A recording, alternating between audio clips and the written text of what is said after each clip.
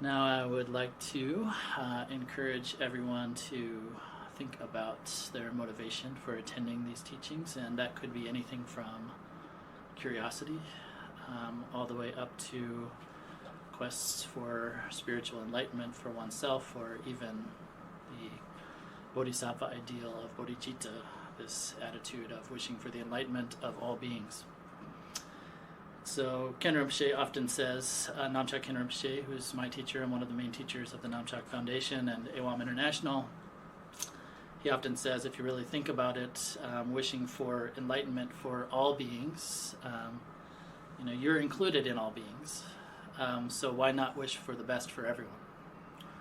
So I think many of us in the early stages of kind of spiritual practice, we are seeking some kind of comfort for ourselves.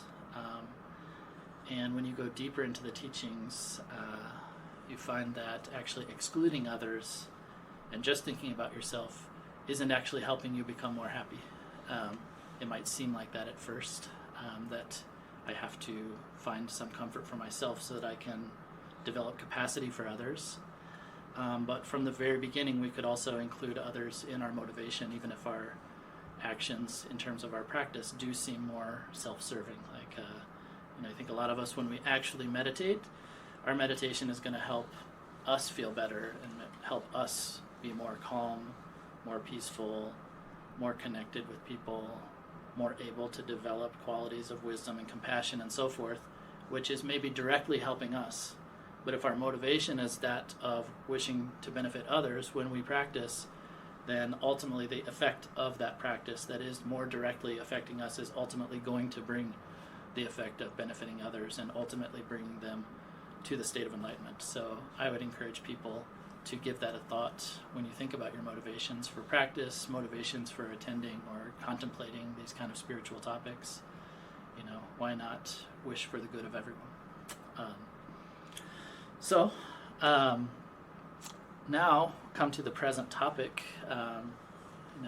Jessica and I were talking about, we always brainstorm topics together for these monthly talks because there's, Buddhism is a endless well of enumerated categories of things, the Four Noble Truths and the Eightfold Noble Path and the 16 moments of the path of seeing and the 16 aspects of the Four Noble Truths and blah, blah, blah, blah, blah. There's so many different things you could choose to talk about. And the current topic came up as I was kind of inspired to talk about this as a result of just some discussions that happened at the AWAM Summer Buddhist Studies program at the Shedra this year. And in that, there was a question on the exam. It was a section that was talking about the how to develop bodhicitta, this attitude, the intention to bring all sentient beings to a state beyond suffering, bring them to the state of enlightenment. That is that attitude of bodhicitta. And, one of the main ways of training to develop that attitude of bodhicitta is the practice of the four immeasurables, or the four boundless thoughts. And one of the questions on the exam was, what's the difference between the love of a mother for her child versus the love that's talked about in terms of the four boundless attitudes, or the four immeasurables?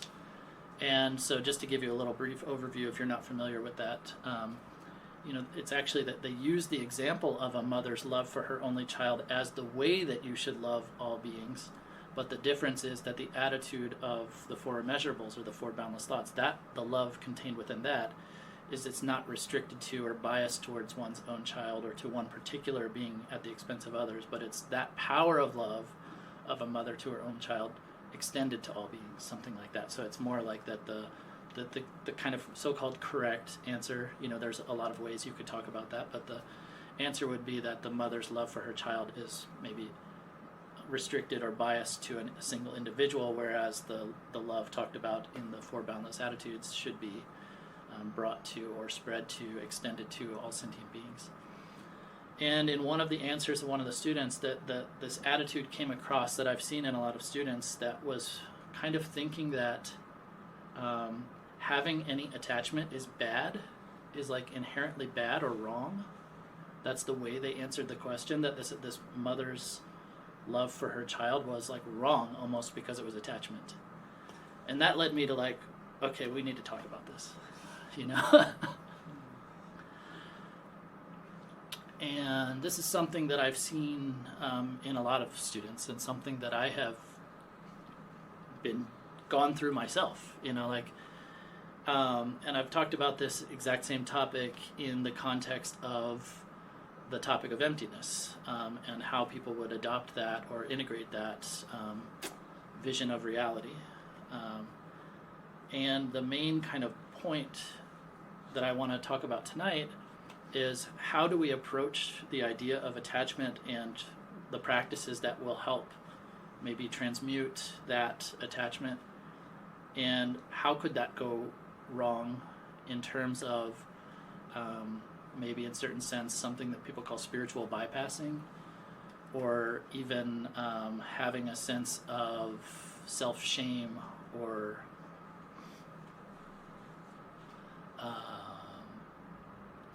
feeling one thing, like still feeling attachment, but having an intellectual idea that that's wrong and I shouldn't be doing that. And then that creates this like inner conflict that I've seen is very unhealthy.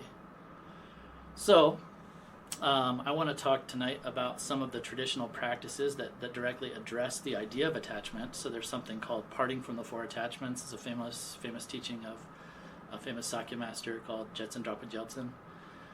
And then the way that we talk about attachment in terms of what we call the four thoughts that turn the mind, which is a kind of practice and contemplation for kind of moving our main focus from just being attached to pursuing the pleasures and comforts and so on of this life, or maybe for those of you that believe in future lives, there are beings who just do good in this life hoping to attain a comfortable place in their future life, something like that. But how to overcome that more limited perspective and shift that energy towards one of directing one's attitude towards liberation, something like that.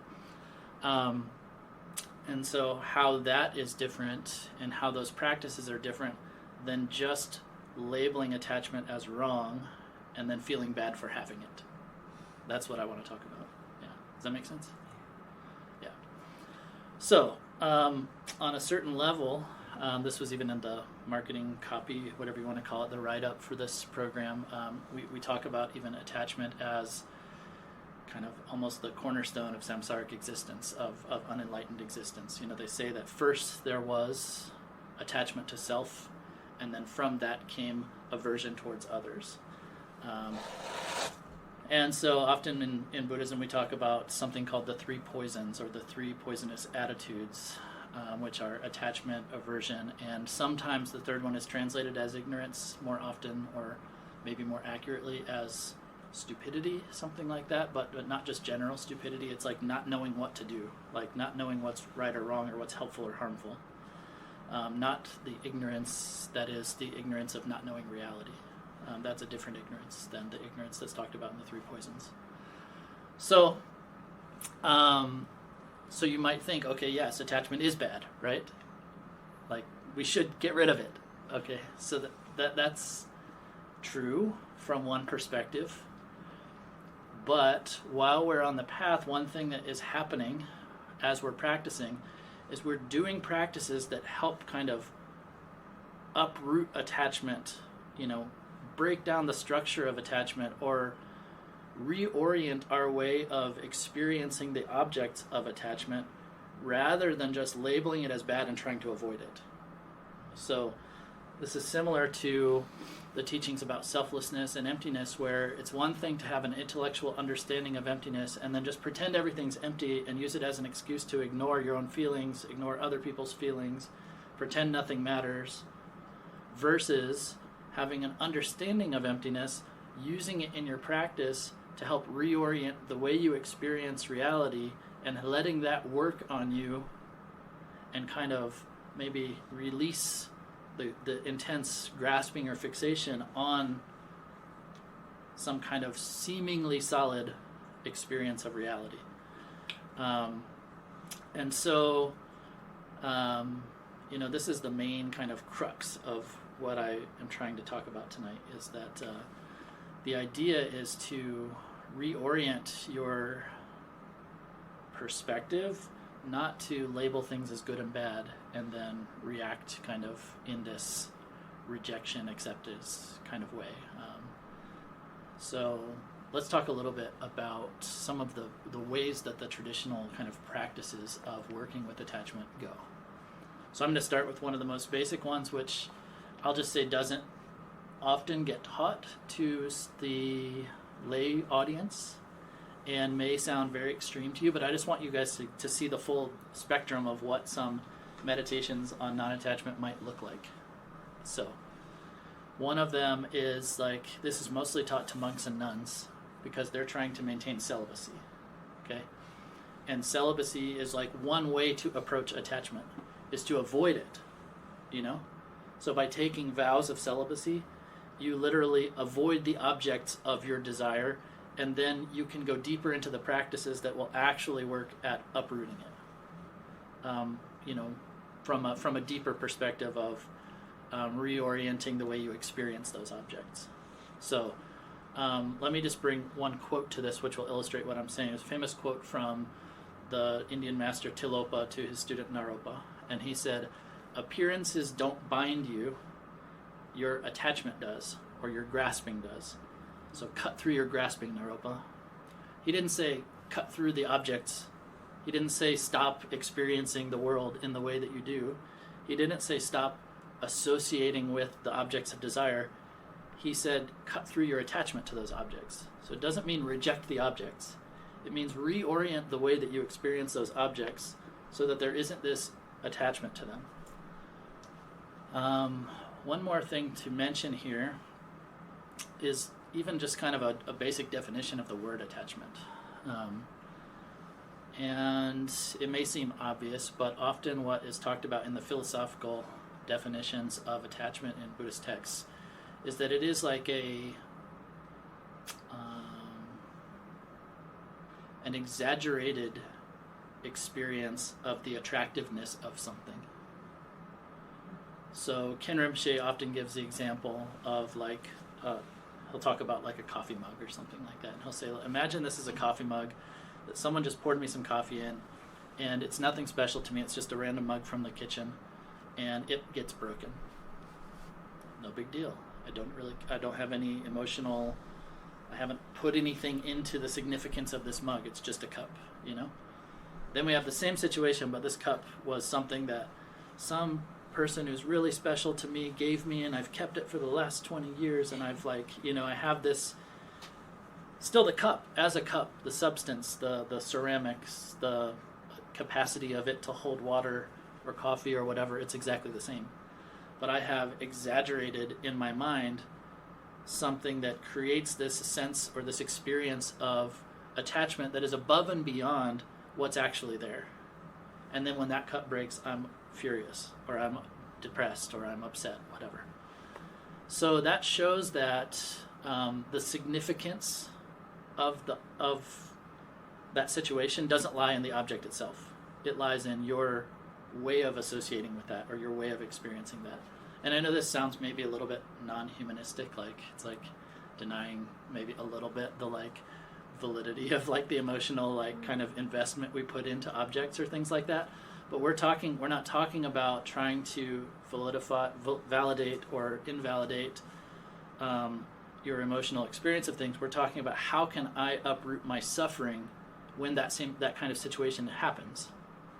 So if I am talking about my quest to overcome suffering, then what I'm working with is actually trying to see, is this something that's like really there, or is it something my mind created, and therefore I'm creating my own experience of suffering through having this attachment, which is this kind of exaggerated sense of importance or attractiveness of the object.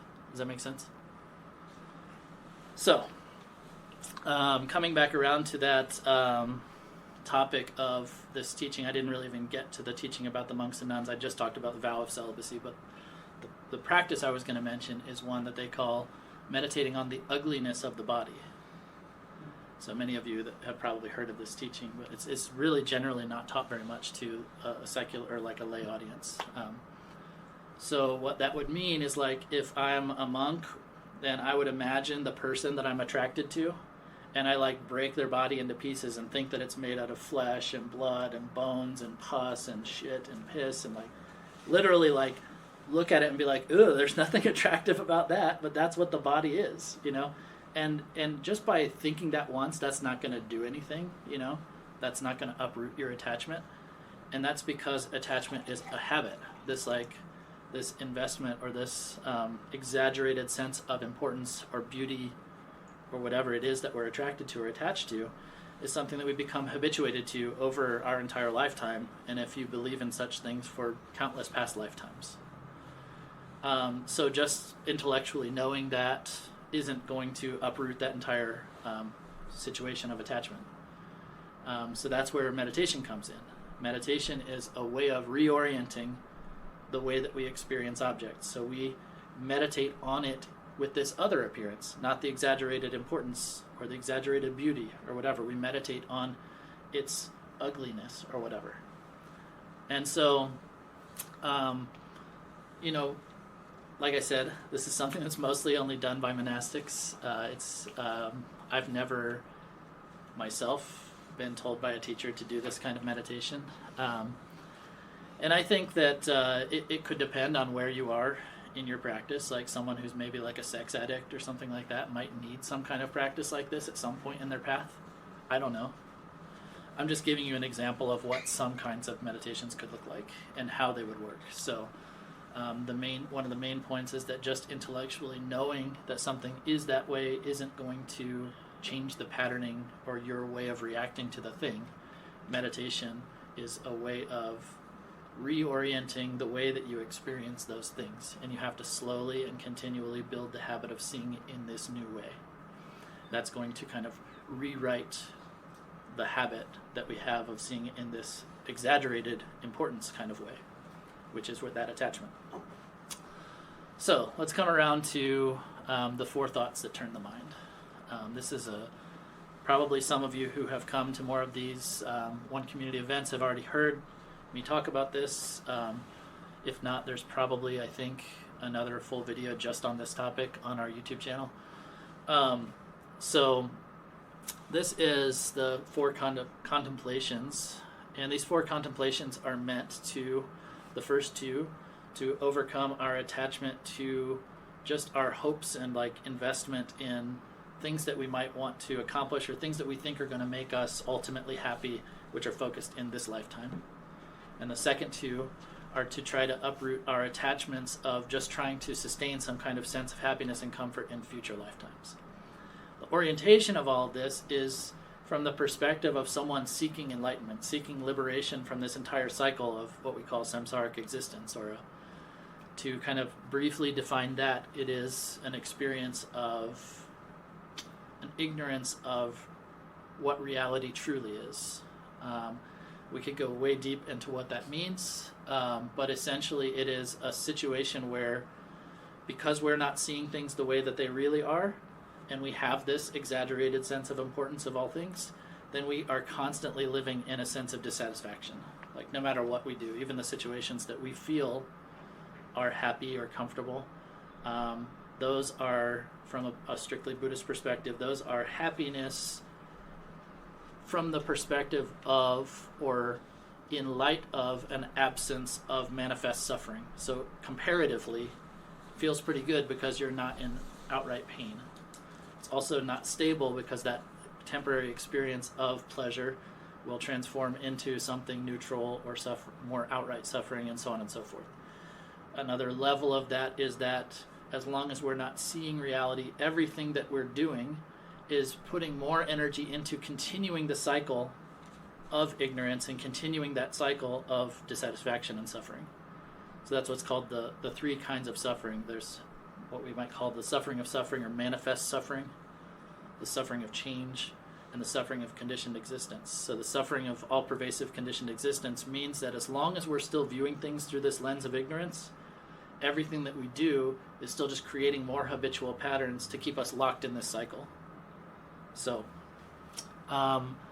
this whole teaching about the 4 thoughts that turn the mind is coming from the perspective of seeing that no matter what we do, as long as we're still caught in this cycle of attachment, then in this cycle of suffering, which is driven by attachment, you could say, then we will never have what we call like stable or ultimate comfort or freedom.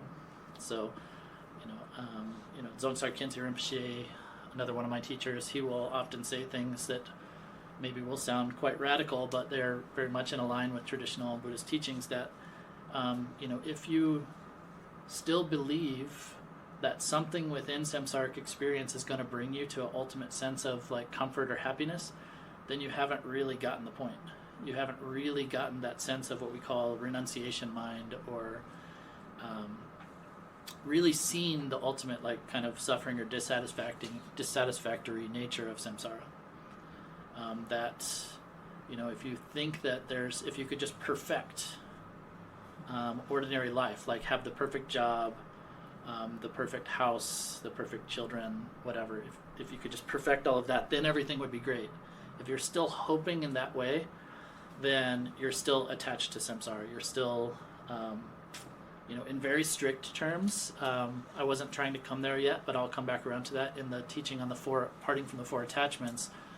They say if you're attached to samsara, then you don't have renunciation. That's one of the four, parting from the four attachments.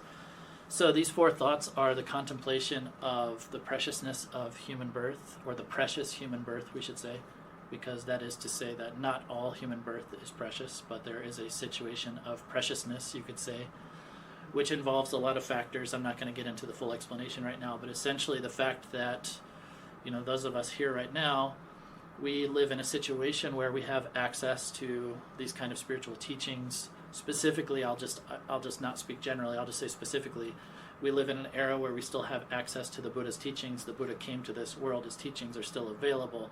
There are still people practicing them. We can connect with teachers who have an authentic lineage. We have the mental and physical capacity to put them into practice. All these kind of circumstances have come together for us to be able to contact these kind of teachings that could lead us beyond a situation of dissatisfaction, the situation of samsaric experience. And so that is extremely precious. And, to meditate on that, then we go through all kinds of contemplations of what it would be like to be born in other kinds of situations, not only as a human, but as an animal, as a being in a hell realm, as a being like wandering spirits, all kinds of things. But even if you just isolate that to human experiences, you can think of beings who are born in places that never had access to the Buddha's teachings, beings who live in war-torn countries, who have no freedom, who live in some kind of dictatorship where they have no freedom of expression, no freedom of exploring spirituality. There are all kinds of situations that we could have been born into where we wouldn't have this kind of freedom or advantage to explore things in this way. And so we really deeply meditate and contemplate these topics until we come to a real sense of the preciousness of that. And then the second point in that is that, this is a precious opportunity, but also we could lose that at any moment because life is impermanent. We could die anytime. They say that the causes to continue living are few, the causes to die are many. I know that sounds very cryptic, but honestly, in this age of rampant epidemic diseases, cancer, like you never imagined cancer 50 years ago as widespread as it is now. I think every one of us probably knows someone with cancer or who has died of cancer, friends, family members, so on and so forth. But even barring those kind of circumstances, we could cross the street and get hit by a car. Anyway, this situation is precious, it is rare, and we could lose it at any moment. And so that is, contemplating the situation of impermanence. There's more to it than that, not only the impermanence in terms of death, but that generally everything is impermanent, is the second point. And that impermanence is meant to be really like a something that really pushes us forward to seize the moment. We have this precious opportunity. We can lose it at any time. We need to act now while we have the opportunity. So in the Treasury of Precious Qualities, which is the text which is taught at the Ewam Shedra, the Ewam Buddhist Studies program, the topical outline covering the teachings on impermanence is, they say that the topic of impermanence, which is like a whip, if you think of like a riding crop, or like, you like whip a horse or something to get them to run forward. Impermanence is the whip that will like get you to sit down and do your practice. If you really contemplate impermanence deeply, then it'll make you not want to waste time. And so in terms of attachment, what is this doing? How is this helping us to overcome attachment? So what it's going to do is help us to kind of prioritize things that are more meaningful, and to maybe get us out of our attachments to thinking that I'm going to do all these things that are maybe far off ideas. Like, if I just get the perfect job, if I just get the perfect partner, if I just get the perfect this and that. Instead of like having these really far off ideas, there's a specific term in Tibetan that I've never really known how to translate properly, but it says lo natung. It means to like shorten your view, like dial it in, like bring it back. Like, what can I do now? Because in the future, I might not even be alive. Like, if I'm thinking like 10, 20-year plan right now, who knows if I'm even going to be around to fulfill that plan. But I can do this right now, So this is an extreme version of that. Chadra Rinpoche is a famous Dzogchen master and Nyingma teacher who was a really close lama of Tukulsangak Rinpoche and Ken Rinpoche. Even just his name, Chadra, means the one who's free of activity. Like, he's like a really intense hermit. He spent many years just wandering in the mountains with a backpack, You see pictures of this lama and you're just like, what is this? Yeah, just alone, 80 years old, hiking in the mountains with a backpack.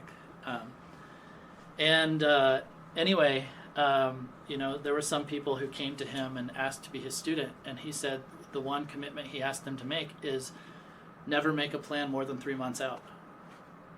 And if you can't do that, you can't be my student. And that's a hardcore vision, but like, I've told some of my students before, that the difference between their practice, because a lot of our students are developing really serious meditative stability through shamatha, gaining genuine insight into emptiness and selflessness through vipassana, and the only difference between their practice and someone who's going to get enlightened in this lifetime, because they've already gained the stability, they already have the cause, it's the time, it's the commitment, If you could just put the time into that instead of all the other things that you're committing your life to, I can't say guaranteed, but you'll make rapid progress in your spiritual practice if you could just reorient and reprioritize that as the thing that you put your energy into, rather than the myriad plans that we make for ourselves and clubs that we're in and sports that we play and all the different things, that we're putting our energy into.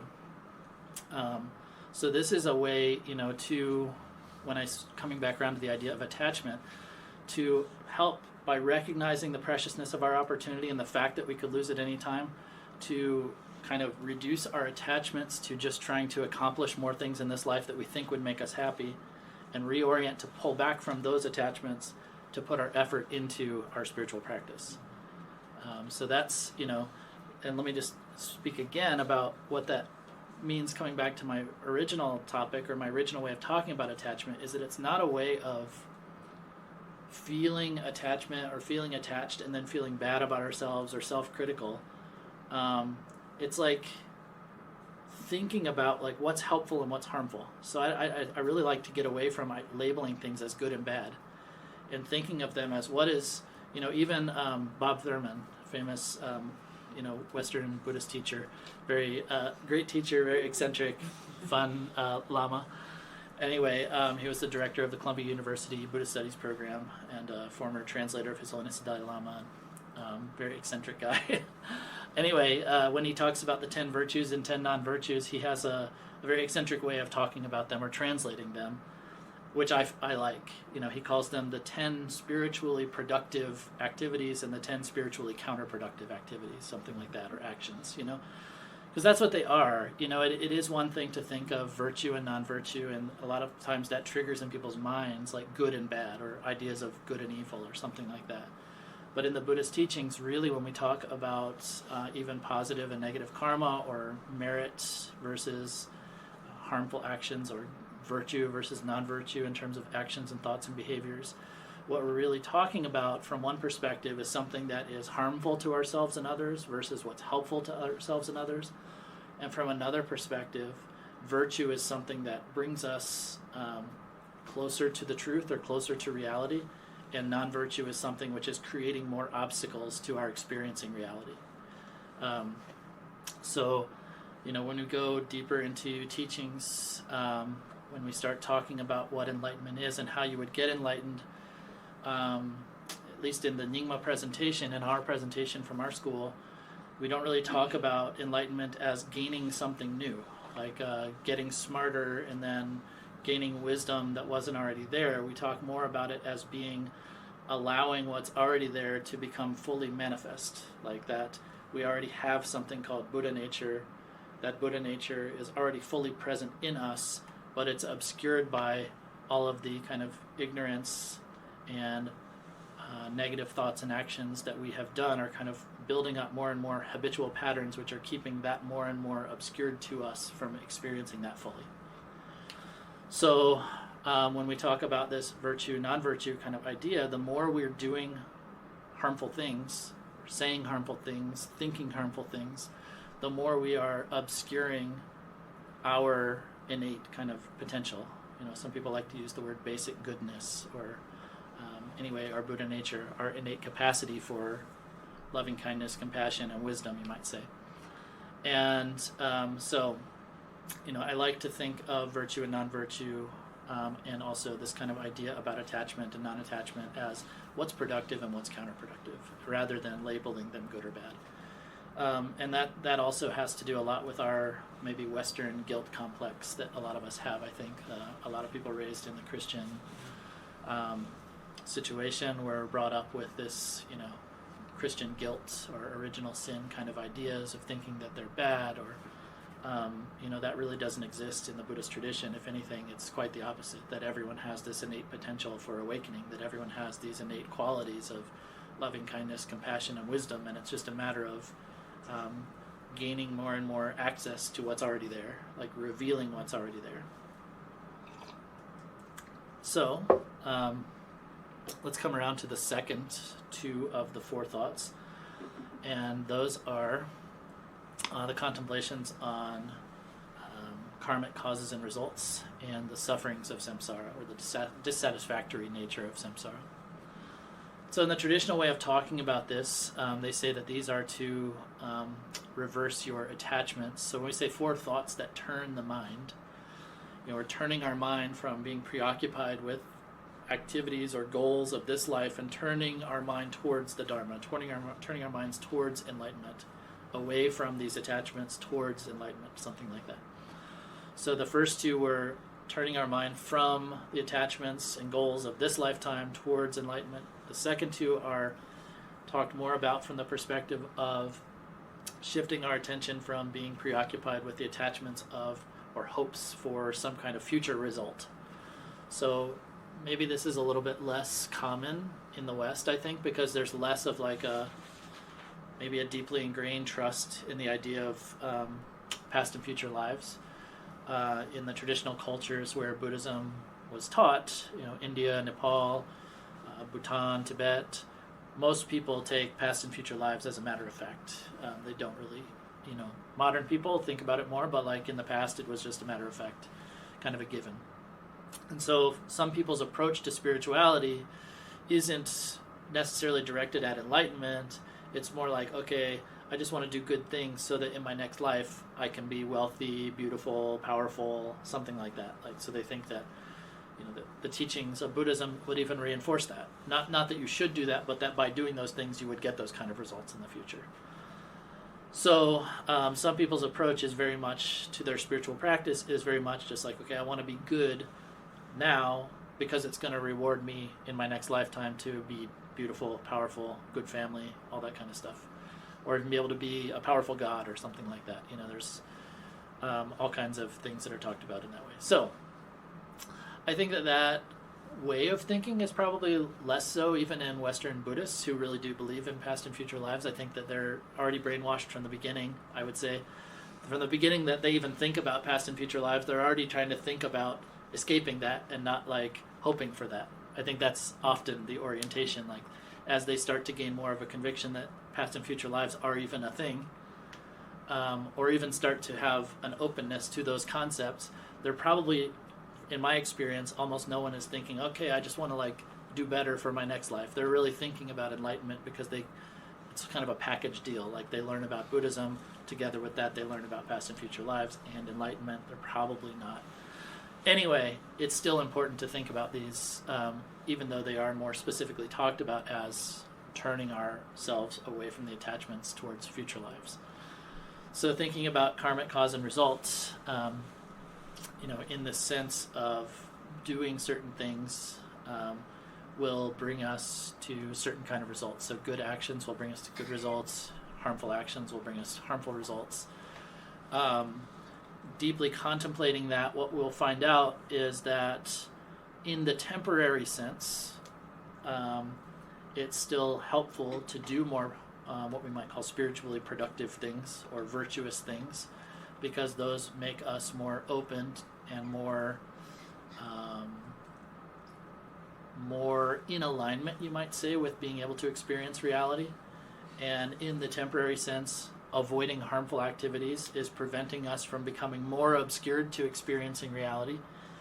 But ultimately, what you realize is that any karmic action, any action that's still driven by ignorance of reality, is just fueling a continued experience in samsara, fueling continued experience of this cycle of dissatisfaction.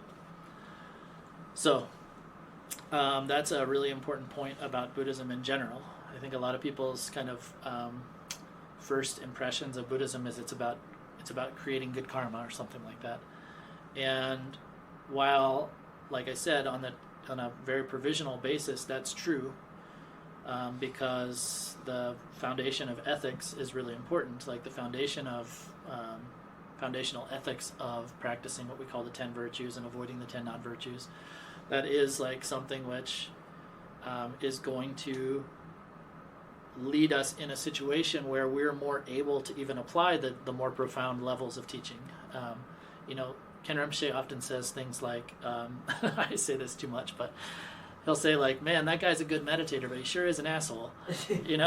This is my translation from Tibetan. He doesn't say asshole, but and what he means by that is that, a lot of people think they can just meditate themselves into being a better person or meditate themselves out of problems without actually thinking about the way they act in the world.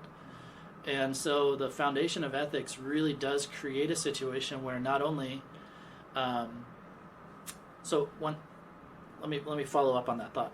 What happens is if you are not refining your conduct according to this kind of idea of virtue, non-virtue, or productive and counterproductive spiritual actions, something like that, spiritually productive and counterproductive, then you're kind of taking one step forward and two steps back. You're meditating, you're trying to calm your mind, and then you keep doing things that keep getting your mind stirred up. Like if you keep being mean to people and being aggressive to people, then that's creating a situation of not only in the external situation of distrust, and kind of a breakdown of like a supportive network of community and so forth. It's also creating in you fear, anxiety, paranoia, like, oh, I did that, so they're going to get me back, and then it creates this cycle of thoughts, which is also, that whole cycle of thoughts is going to make it more hard for you to meditate. Whereas, if you are, like, intentionally, so Ken Rinpoche will advise people, like, let's say he gives a whole weekend of meditation teachings. On the last day, he'll stop teaching meditation, he'll teach about ethics. And he'll say, if you find yourself constantly fighting with the same person all the time, this isn't like strictly like in terms of like a Buddhist commitment towards a certain vow or something like that. Just in a very practical sense, you should make a commitment not to fight with that person anymore. Maybe on another way, there's more advanced ways of working with that. In the Buddhist tradition, we have all kinds of things called mind training teachings and so forth. There's certain teachings like everyone's your teacher. The person who fights with you is your opportunity for practicing patience. Without someone hurting you, you can't develop the perfection of patience, all that kind of stuff. But even on a very basic level, just making a commitment to yourself not to fight with that person is going to work towards building more stable relationships on the outer situation, creating a firmer platform for like a supportive network of relationships, and in yourself create a better foundation for you to be able to actually approach these spiritual practices without being constantly stirred up energetically. So the teachings on karma are often teachings about ethics as well. So, in the provisional sense, provisional meaning that they will lead you to something, meaning that they will lead you to actually go beyond them. Like you are using karma, you might say, to go beyond karma. Like do good karma so that you ultimately can go beyond karma. Because the so-called bad karmas or harmful thoughts and actions are, according to Buddhism, they are leading you into a situation which is keeping you locked in this pattern, keeping you locked in this cycle of samsaric existence, reinforcing those patterns. And even if you're trying to practice something that counters that in a spiritual direction, different kinds of meditations, you're kind of shooting yourself in the foot, So, then the final of these 4 thoughts that turn the mind is the meditation on the sufferings of samsara, or the dissatisfactory nature of samsara. And in that, the point of that is to develop this sense of renunciation from all states of samsaric existence. So the Buddhist traditional way of talking is the 6 realms. I think that for most of us, none of us really want to be born, even if we do believe in such things like hell realms and hungry ghosts and all these things. No one really wants to be born there. Animals. I mean, there are like cutesy things in American culture or whatever. People are like, oh, I want to be born as a puppy in my next life or something. But like, in the Buddhist way of talking, like animals are ignorant. They have no chance for like spiritual development, or very little chance for spiritual development, because they don't have the intellectual capacity. They don't have the language capacity to integrate these kind of ideas. On a deeper level, for some of the yogic practices, they don't have the body that could actually enable them to do those yogic practices. But the idea of this is to go through and contemplate every different state of samsaric existence of beings who are experiencing like a hell state of experience, beings that are kind of disembodied spirits, animals, humans, gods, demigods, all these things. And, think about all of those states, and even the greatest people in the greatest situations in like human existence, like think of all the most famous, most wealthy, most whatever. All of them, for the most part, no matter how you look, money didn't make them happy. You see, you can find your as many as you want to find, you can find depressed people who are extremely wealthy, extremely famous, extremely powerful. And so the idea is to go through and contemplate all these states and find that none of them are ultimately satisfactory. None of them are ultimately outside of this experience of dissatisfaction and suffering. And therefore, to turn yourself away from, in terms of turning the mind, the 4 thoughts that turn the mind, turning yourself away from attachment to just wanting to increase your status in samsara or your position in samsara, and turning your mind towards, the enlightenment or transcendence or liberation from samsara. So these are all like practices that you do. You meditate on them, you develop them. Your attitude as you work with these practices more and more is refining or kind of helping you to shift your priorities, which might be very focused on just being attaining some kind of happiness or contentment in this life. And not that we don't need that, of course. As a basic foundation of our practice, it's going to be really hard to practice if you don't have a basic foundation of happiness and contentment. So that's another really important thing. And this is, coming around also to the point that I was trying to make before of not falling into this extreme of viewing attachment as bad. I don't know if I want to go down this rabbit hole. But in the same way that we can talk about,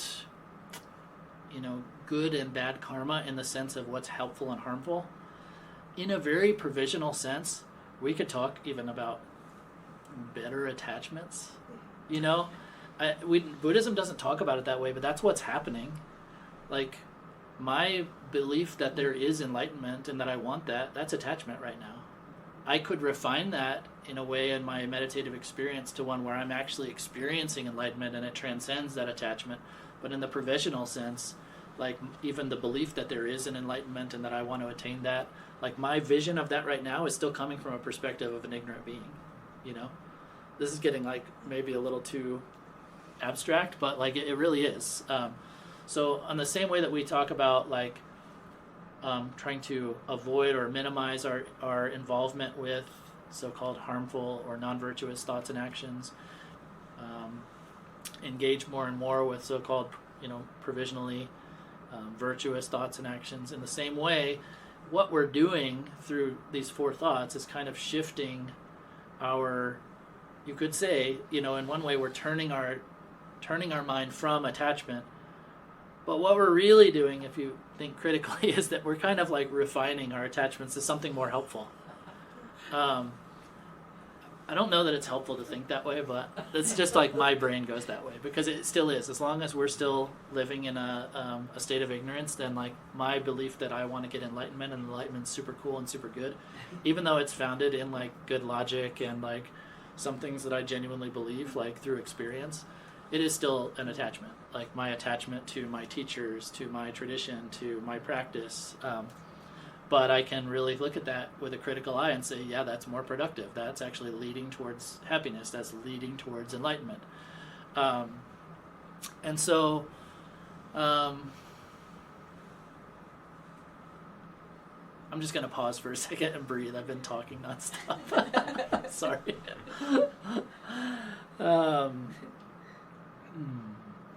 What's our time zone here, Jess? We have like 17 more minutes. Okay, great. 15 more minutes before we'll do some questions and then move into. Okay, great. I think I can kind of like wrap up and sum up everything, and that all. Yeah. So one thing that I also want to talk about a little bit is something that we call spiritual materialism, and also spiritual bypassing. So a lot of times, and this happens because this isn't exclusively the case, but a lot of our Buddhist teachings come from monks and nuns. And the tradition of a lot of those teachings was directed to monks and nuns.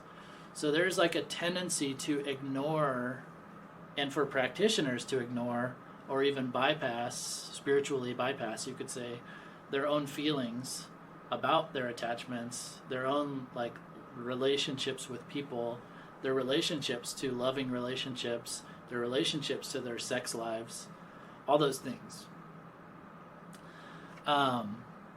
And, we're, I think, in a lucky situation, too, that, like, I say we, I'm speaking more of myself, but, like, that I have relationships with a lot of teachers who are not monks and nuns. And I'm not saying that that's bad. I have both kinds of teachers, and I love all their teachings. But I think that for someone who's not wanting to go down that path, it's also good to be able to relate to teachers who have partners and children and live a life that's more similar to our lives, because they're not rejecting their sexuality, they're not rejecting their love for their families. And I'm not saying that like monastics are, but the emphasis is one of avoiding that life to be able to develop the qualities, rather than integrating that part of life and developing the qualities within that experience. You know what I mean? There's a difference in approach. Yeah, it sounds like maybe to you is more relatable, so it's like helpful to Yeah. have that. Yeah.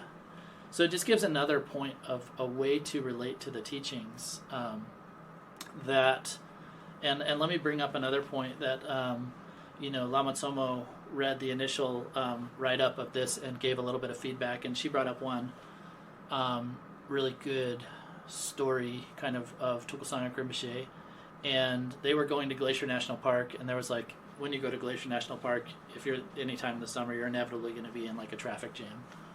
And Rinpoche saw a bunch of like flowers and medicinal plants on the side of the road, and like got out of the car and was excitedly picking them and stuff like that. And then like the traffic loosens up, and they're like, Rinpoche, get back in the car, we gotta go. And like, yeah, oh yeah. Also, it was also that you're not allowed to pick them in a national park, And so Rinpoche, he just like was able to be in the experience of seeing that, enjoying it. But then when they said you can't do that, he just dropped it and was like, oh, okay. No attachment, no anger, no reaction, like averse reaction, no afflictive experience, just okay.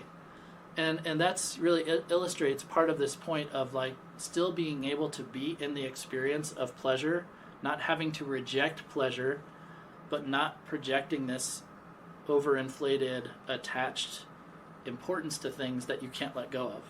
So another thing with attachment is like a way that I think of it and that I've heard it described before is it's like a stickiness. It's like another thing that I meant to talk about tonight is a little bit about the experience of love versus like a love with a lot of attachment.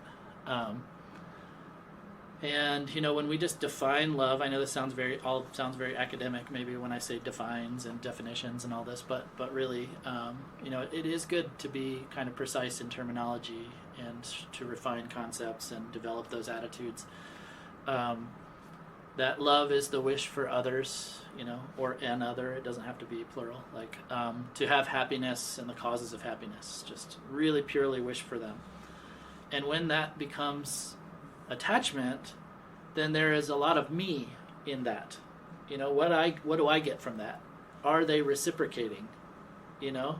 Is there a reward for me if I keep doing this, and if I don't, then what? And a lot of hope and fear, and it becomes a situation where there's this entanglement, and that's the attachment, the stickiness, and so one can still have that, and it's not wrong. We all have that for sure, because we're not enlightened beings. And it's a matter of trying to maybe refine that in terms of like, how can we love others in a way that's not putting chains on them, that's not restricting them. And it's also like, that's a fine line in terms of like communication in a relationship. Like how do we have healthy communication? How do we have healthy boundaries in like what we do and don't do in terms of our conduct, in terms of our ways of relating to other people, all of those things.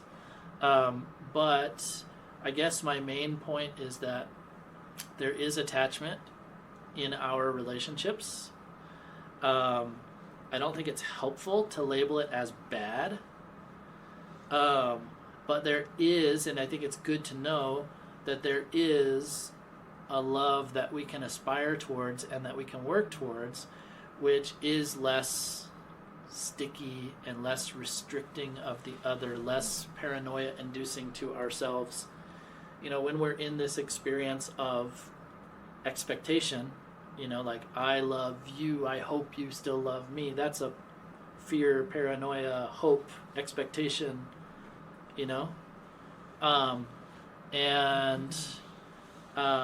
that also can end up becoming a lot of projection on others and expectation on others that can feel like bondage or chains, or like not allowing the other to be fully who they are. And I'm not meaning to go into a full-blown discussion of love and relationships right now, and I'm also not, I have not perfected that in my own life. I don't claim to have. But I think it's an important thing, and one of my main points in bringing it up is don't ignore it. Don't pretend like the Dharma is something you do out there, and then ignore your own experience of your emotions and your ways of interacting with real life, So it becomes a tendency sometimes, even in Buddhist circles, we talk about this idea of enlightenment of all beings, benefiting all beings, and we aren't treating the people right next to us with loving kindness and compassion. It becomes an abstraction. All beings, like this abstract thing that's out there in space somewhere. But like, what about the person right in front of you, They're part of this all beings that you're supposedly trying to develop this attitude for, So my main point in bringing that up, and I feel like I have been a little bit scattered about this conversation, but my was just to not ignore your own experience of attachment, and see how that affects your life and your relationships. See what you could maybe do to work on that. And on the more ultimate level, what is going to refine, all of the things we've talked about right now are very provisional. Provisional in the sense that we're only working with like the very conventional nature of things and conventional nature of objects of our desire, conventional nature of our mind's experience of desire and objects, and conventional methods for shifting our way of seeing them or our priorities in terms of like, what we're striving towards. And the kind of ultimate way in terms of the way of fully uprooting attachment is only through the teachings of selflessness and emptiness in all their various forms.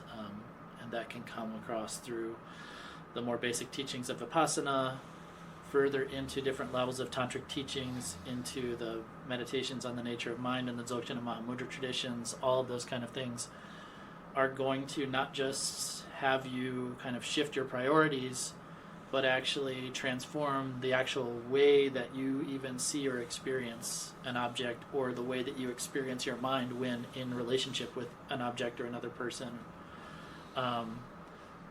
Recontextualize the entire experience of emotion for yourself, connection with others, all of that. So one maybe very brief example about that is... should I even go down that road? It's a lot to talk about. I feel like there's a lot of people in this group who I'm seeing names here, and I know a lot of people here in person. There are a lot of people who are already familiar with these teachings, so I'm just going to go down that road, and I hope I don't leave too many people out with going down into this, so I apologize if I do. So there's one way to talk about attachment that, okay, I'm going to shift my way from being attached to this to trying to strive for enlightenment. And when I do that, then naturally, because I'm putting more of my time and effort into enlightenment, the kind of energy of the attachment isn't as focused on this kind of striving at this life. That's a very provisional, conventional, truth level approach of how to deal with that. The other way is to see that the object of my attachment doesn't exist in the way that it appears to me in the first place. Through an analytic process, like for example in a Vipassana meditation, let's say I am fascinated with some object that I want to buy, or some person who I want to, obtain or sleep with, or whatever the energy is there. Like then I do a meditation trying to see the ultimate nature of that object, which I'm not going to go down that process. For those of you that have received Vipassana teachings, you know what I'm talking about. Basically, there's a way of dissecting to see, is what is appearing to me what's actually there, or am I actually projecting a lot onto this? And then trying to see what's actually there. And when you see what's actually there, then the mind that was holding on to that naturally kind of lets go. The other way to approach that is, rather than looking at the object, to look at the mind itself that's experiencing that thing. So this mind of attachment rises up, and then I look and I analyze, and I'm speaking from an analytic perspective, but there are other practices that go beyond that. I'm not going to get into that, but then you analyze, okay, this present mind of attachment, and I go into an analysis of this, like where did it come from? Does it exist in and of itself? Is it independently existent? Does it depend on other things? So on and so forth. Is it singular or plural? There's many ways of analyzing this in a Vipassana context. And when I come to the experience of seeing that this thought here of attachment doesn't exist in and of itself, that it is just a part of an interdependent, complex situation, then also that thought can kind of dissipate into an experience of what we might call emptiness, or sometimes luminous emptiness, something like that, that there is still like the clarity of mind. It's not just a blank void, but in that there is a freedom from fixation. And so that is the ultimate truth avenue of approaching attachment. And for us, in our tradition, we do both simultaneously. We contemplate these four thoughts. We go deeply into the meditation of those. We even start every session of practice with a brief contemplation of those to urge us into continuing our deeper practices with these Vipassana techniques through the Shamatha and Vipassana more common practices, or deeper into the Ngondro practices, preliminary practices, or deeper into the main practices of Tantric Buddhism. All the way at every stage we continue, beginning with brief contemplations on the four thoughts, because no matter how much we think we're going deeper into the ultimate truth, we're still living in a conventional experience, and we still have to be realistic about that. And that's this bypassing thing. It's really dangerous to think that we've already transcended all of that and then start ignoring the fact that we are still feeling things in an attached way. We are still feeling things in an ordinary, unenlightened way. But we have these little glimpses, maybe, of reality as it is, and that might get us thinking that we've gone beyond, you know? There's a lot of room for self-deception in that, you know? And so it's really important, you know, as we are going deeper into these methods and teachings of the ultimate truth, to keep ourselves in check with being realistic about where we are, with not ignoring these teachings on the provisional truth, conventional truth, like, you know, still having a strict kind of adherence to what's helpful and harmful, speaking kindly, not lying, not stealing, so on and so forth. You know, very famous quote from Padmasambhava, Guru Rinpoche, maybe you could say founder of Buddhism in Tibet, is that my view is as vast as the sky, but my actions are as refined as barley flour. So what he means by that is that, you know, you can go into this extremely spacious experience of reality as it is, like without any fixation, beyond all conceptual elaborations, beyond fixating on things as if they were real, beyond attachment, aversion, ignorance, and so on and so forth. But while you are experiencing that, you should still be acting as if everything's real. Because probably you have glimpses of that experience, but that hasn't fully transformed your experience. So all of these conventional things of engaging in virtuous things and avoiding non-virtuous things are actually still influencing your capacity for spiritual development. You know, it's like Ken Rinpoche said before, you know, like you're kind of like shooting yourself in the foot. Even if you're starting to get genuine experiences of clarity and emptiness and all these kind of bliss, all these kind of things that are described in the texts, you know, if you are not being realistic about the fact that you are still an unenlightened being and you start acting like some kind of Mahasiddha, highly accomplished like yogi or something, and not caring about good or bad or whatever, like thinking you're transcendent, then all of the actually like things that you're doing, which are maybe conventionally harmful, are going to continue to harm and obscure you because you're not transcendent. Maybe you have a glimpse of that transcendent state. So there are a lot of people, and this is another reason why it's really important to work with authentic teachers from an authentic lineage and check in with them regularly. I encourage people as much as possible to check in. You know, if you have a teacher and you're committed to that teacher, that's great, but don't go like years at a time without checking in with them and saying, this is where my mind is when I practice, this is what I experience when I practice in my day-to-day life, this is how that carries over, and so on and so forth. Because it's really easy to have a distant relationship from a teacher and feel a strong connection, but not check in, and then get into a situation where you're just totally off course in your experience, in your way of applying the teachings.